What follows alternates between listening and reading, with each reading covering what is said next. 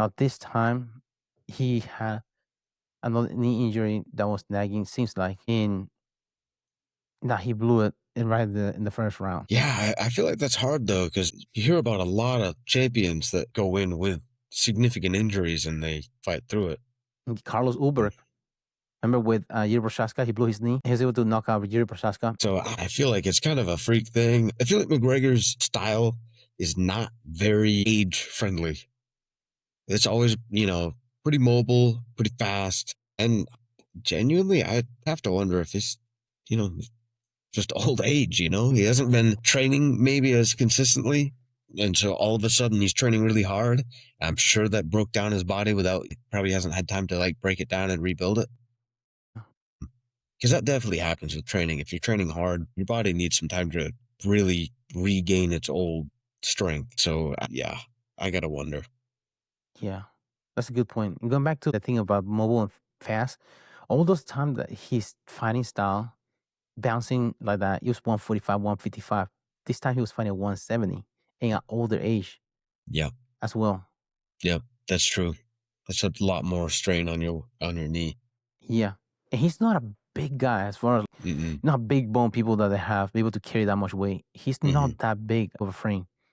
So throwing that leg like that and landing on one leg, and there's one thing when you do it in a surface that's not as slippery. Maybe the canvas was slippery because I saw that Robert Whittaker was trying to wipe his feet on his leg to get some grip on his feet because he was slipping on the canvas. Yeah, that in and of itself could do it, so. I thought that was the same thing that was happening with him whenever he's in the fight. Now did he slip just like Robert Whittaker? That's what it looked like, but then saw he was favoring the other leg. Like, oh no, he blew his knee. It seems like all those weighted curls with his dick didn't help much. I don't think it helped his lower limb. It blew his knee, dropping that freaking. Probably that's why he broke his toe. Because remember that Michael Chandler fight was canceled because he broke his toe. Yeah, I do. Drove the dumbbell on his toe. He hadn't mastered the technique yet. Yeah, like those monks, they do that shit. They do pull trucks and shit like that. Like this weird. Probably he's trying to master the technique, master pain. But it is terrible because now he's 3 injuries back to back. Broke his leg, had a broken toe. He had canceled that fight, and now we have this knee injury, in which, according to the doctor that was looking at reviewing the injury, shout out to Dr. Brian Sutterer. He has a YouTube channel. He was talking about it didn't look like the night off. It didn't look like it was ACL injury. You don't see the snap on the calf.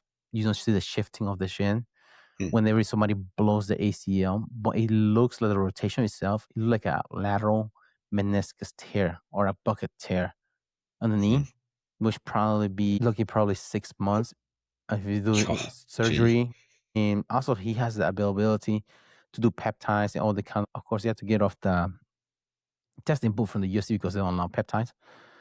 But if he has the resources available, $30 million that he got paid for. But we can talk about that later. But all those things probably should be able to get him back into, if he wants to come back and fight, getting fight ready because he has 1 fight left in his contract. But I don't know if you'll be able to get another contract after this. Yeah, like you said, after these 3, is it worth it for Dana to get people's hopes up just to, do this? Because this is worse than I don't know. This is a pretty bad result for the UFC.